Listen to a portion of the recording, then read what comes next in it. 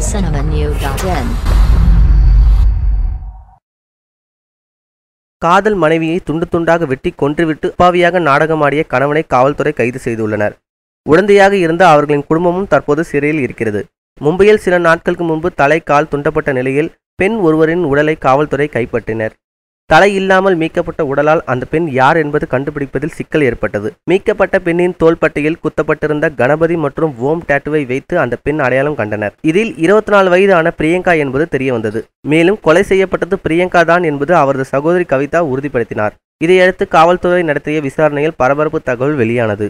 அப்பாவியாக நடித்த சந்தோஷ் கொலை செய்துள்ள சம்பவம் தெரியவந்துள்ளது. குற்றவாளிகளை கைது செய்து சிறையில் தள்ளியுள்ளது காவல்துறை. மேலும் இதுபோல செய்திகளுக்கு லைக் மற்றும் சப்ஸ்கிரைப் செய்யுங்கள்.